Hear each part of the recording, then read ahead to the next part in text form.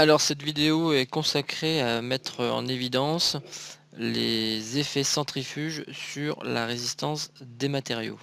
Donc je dispose de deux modèles.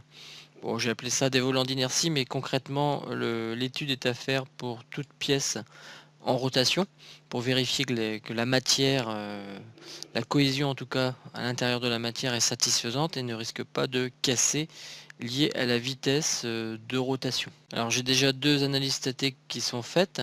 Alors, on va faire une troisième pour celle-ci et une quatrième pour celle-ci.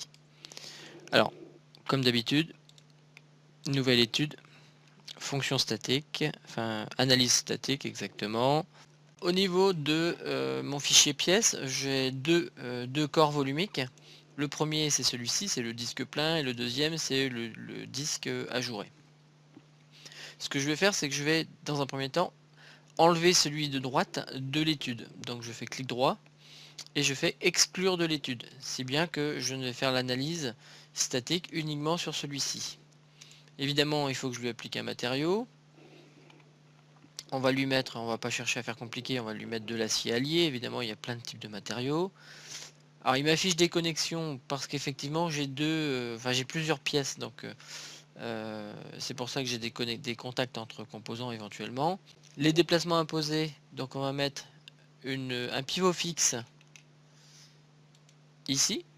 Donc on va autoriser la rotation de ce disque. Et en termes de charge, on va lui mettre un effet centrifuge.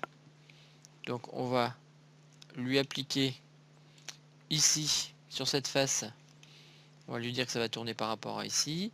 Et la vitesse que je vais lui imposer, à peu près 500 radians par seconde, ce qui correspond à peu près à 5000 tours par minute. Voilà. On peut aussi, dans les chargements imposés, lui appliquer la gravité. Enfin ici, ça n'aura pas d'influence a priori, mais dans certains cas, ça peut avoir une influence. Donc on va la mettre quand même. Voilà, elle est orientée vers le bas. On va mailler tout ça de manière grossière, ça suffira pour la démonstration. Une fois que c'est fait, on va exécuter. Alors à chaque fois qu'il nous annonce ceci, on lui dit non. Et il m'a fait, tout simplement, il m'a généré les trois fichiers classiques, contraintes, déplacement et déformation. Donc au niveau, donc on a un peu l'habitude maintenant, au niveau des contraintes de Van Miss, le premier réflexe est de s'assurer que l'on ne dépasse pas les limites élastiques du matériau sous peine de le casser.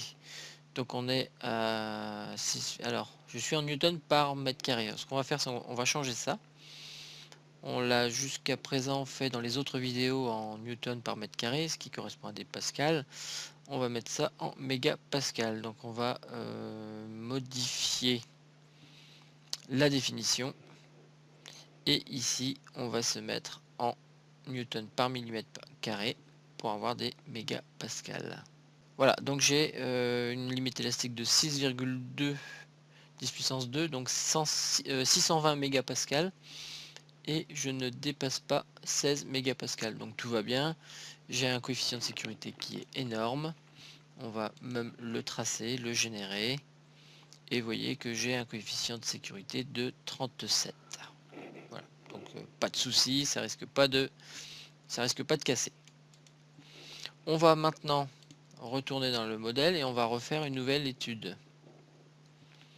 On va faire fonction nouvelle étude, étude statique. Toujours pareil au niveau de mes pièces, j'ai deux corps volumiques. Je vais cette fois-ci exclure celui-ci de l'analyse. Le deuxième, on va lui appliquer un matériau en acier allié comme tout à l'heure.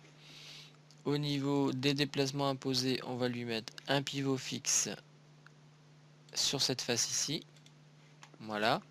Au niveau des chargements, on va pouvoir lui mettre la gravité comme on l'a fait tout à l'heure. Et puis surtout, on va le mettre en rotation. Donc on avait dit 500 radians par seconde, ce qui correspondait à peu près à 5000 tours par minute. Alors oui, il me demande la face, effectivement, c'est mieux. Voilà. On crée un maillage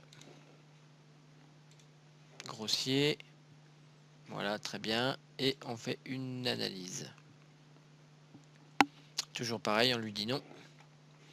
Et on a de nouveau, voilà, nos contraintes, déplacement et déformation.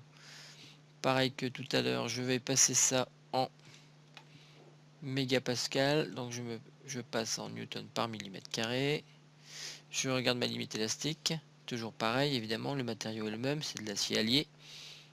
Et j'atteins cette fois-ci 58 mégapascal au maximum dans mon volant d'inertie. Ce qui est, donc 58 ça va, hein, parce qu'on est à 620. On va générer tout de suite un graphe pour les coefficients de sécurité. On est à 10. Donc rien à voir par rapport à ce qu'on avait tout à l'heure. C'est différent étant donné que la structure est différente. Alors ce que l'on va faire, c'est qu'on va le faire tourner beaucoup plus vite. Au niveau des chargements, ici, modifier la définition. On va le mettre à tourner à 5000 radians par seconde. Voilà. Donc on devrait être limite sur le coefficient de sécurité, je pense. Et ce qu'il est également possible de faire, c'est de lui imposer une accélération. Parce que les accélérations peuvent être préjudiciables également pour la matière. On peut se retrouver ici sur la partie arbre, on peut se trouver sur un sectionnement, tout simplement un cisaillement au niveau de la clavette. Voilà, donc ça peut être intéressant également de travailler sur l'accélération. On va réexécuter l'analyse. On va aller tout de suite voir le coefficient de sécurité et voyez que je suis à je suis à 0,1, donc là ça a cassé tout simplement. Voilà, ça a parfaitement cassé. Ma limite élastique est située ici, sur cette limite rouge, et toutes les contraintes au-dessus sont dans la zone plastique. Donc il y a de fortes chances. En tout cas, une chose est sûre, c'est que tous les matériaux situés dans cette zone-là, enfin, soumis à ces contraintes-là, ne reprendront pas leur forme initiale. Et c'est bien possible que le volant d'inertie casse au niveau justement des jonctions ici, parce qu'il semblerait que c'est ici qu'on a les plus grandes contraintes. Alors on va même aller voir ceci, modifier l'ISO, et puis on va aller chercher les contraintes maximales. Alors effectivement, elles sont bien situées au niveau des attaches ici. Donc la matière ici va très certainement casser, on va se retrouver avec un volant d'inertie qui va casser étant donné que ça tourne trop vite. Voilà, c'est terminé sur la résistance des matériaux liés aux effets centrifuges.